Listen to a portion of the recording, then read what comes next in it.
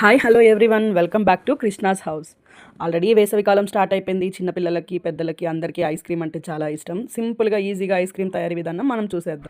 నేను ఇక్కడ 1 లీటర్ పాలతో ఐస్ క్రీమ్ అనేది తయారు చేస్తున్నాను. కడాయి తీసుకొని 2 ప్యాకెట్స్ ఫుల్ క్రీమ్ మిల్క్ని వేసుకోవాలి.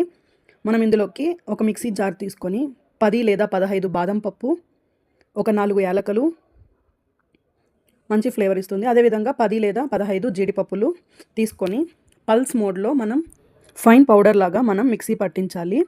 ఇది ముద్దగా అయిపోకుండా పౌడర్ లాగే మనకు ఉన్నట్లయితే మనకి కుల్ఫీ కానీ ఐస్ క్రీమ్ కానీ చాలా టేస్టీగా వస్తుంది. దీన్ని పక్కన పెట్టేసి ఈ పాలు అన్నది విరిగిపోకుండా సైడ్ మొత్తం మీగడ అంటుకుపోకుండా నీట్గా కలుపుకోవాలి. అడుగంటకుండా కలుపుకుంటూ ఉండాలి.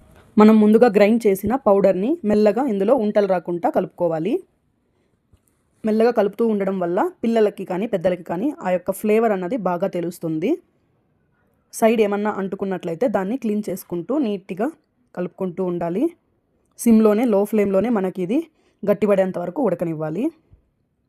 ఇలా మనం ఐస్ క్రీమ్ కానీ కుల్ఫీ కానీ ఇంట్లో చేసుకున్నట్లయితే పిల్లలకి ఈ వేసవి కాలంలో అవుట్ సైడ్ ఫుడ్ అన్నది తగ్గించి కెమికల్ ఫ్రీగా మనం ఈ యొక్క ఐస్ క్రీమ్ అన్నది పిల్లలకు కూడా ఇవ్వచ్చు. ఇక్కడ చూడండి ఫామ్ లాగా నురగ మొత్తం వస్తుంది.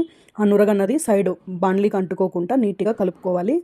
ఎప్పటికప్పుడు కలుపుకుంటూ ఉన్నట్లయితే మనకి ఆ యొక్క నురగ అన్నది సైడ్ అంటుకుపోకుండా ఉంటుంది. అదేవిధంగా మనం దీంట్లో థిక్నెస్ కోసం కస్టర్డ్ పౌడర్ అనేది యూస్ చేద్దాం.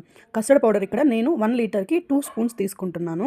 ఈ యొక్క 2 స్పూన్స్ కస్టర్డ్ పౌడర్లో నేను ఒక 1.5 గరిట వేడి పాలను వేసుకుంటున్నాను. ఇది మనం ఫైన్ పేస్ట్ లాగా ఉండలు లేకుండా మిక్స్ చేసుకోవాలి. ఈ మిక్స్ చేసుకున్న మిశ్రమాన్ని సైడ్ పెట్టి మనం పాలన్నది బాగా ఉడికిన తర్వాత ఈ యొక్క మిశ్రమం అన్నది దాంట్లో యాడ్ చేసుకోవడం వల్ల కస్టర్డ్ పౌడర్ వల్ల మనకి థిక్నెస్ అనేది వస్తుంది. బట్ కంపల్సరీ ఉండలు అన్నది లేకుండా మిక్స్ చేసుకోండి. ఇప్పుడు మనం పాలు అన్నవి సిమ్లో ఉన్నాయి కదా, ఒకసారి ఏ కన్సిస్టెన్సీకి వచ్చాయో చూద్దాం. చూడండి, పైన థిక్గా ఒక లేయర్ లాగా మనకి ఇక్కడ రావడం జరిగింది.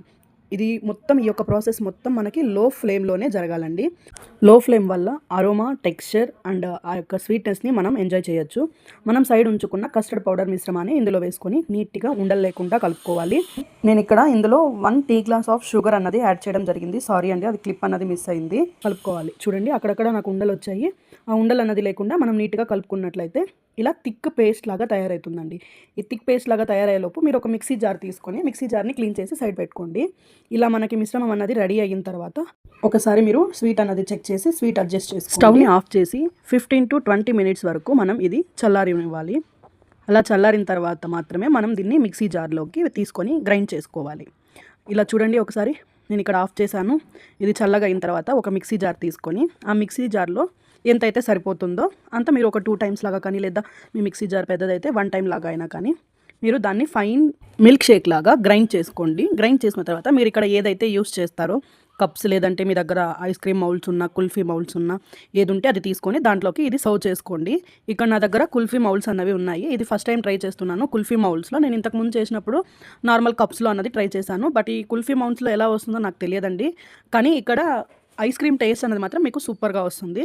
ఇలా మీరు ఐస్ క్రీమ్ మౌల్స్లోను కుల్ఫీ మౌల్స్లోను వేసుకొని నీట్గా దాన్ని కవర్ చేసి రెఫ్రిజిరేటర్లో పెట్టుకున్నట్లయితే మనకి వితిన్ 24 అవర్స్లో లేదా 12 అవర్స్లో మనకి ఐస్ క్రీమ్ కానీ లేదా కుల్ఫీ కానీ రెడీ అవ్వడం జరుగుతుంది.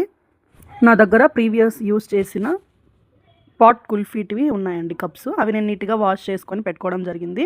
దాంట్లో కూడా నేను ఈ మిశ్రమాన్ని మొత్తం యాడ్ చేసుకొని నేను రెఫ్రిజిరేటర్లో స్టోర్ చేసుకొని ఇది ఎవరైనా కూడా తినడానికి ఒక 12 అవర్స్ లేదా 24 అవర్స్ లోపల మనం ఈజీగా ఈ యొక్క ఐస్ క్రీమ్ని ఎంజాయ్ చేస్తూ తినొచ్చండి. ఎటువంటి కెమికల్స్ లేకుండా మనం ఫ్రీగా ఈ యొక్క ఐస్ క్రీమ్ అన్నది ఎంజాయ్ చేయాలి. ఇప్పటి వరకు నా ఛానల్ని సబ్స్క్రైబ్ చేయని వాళ్ళు ఎవరైనా ఉంటే please like, do subscribe, comment, share to your family అండి.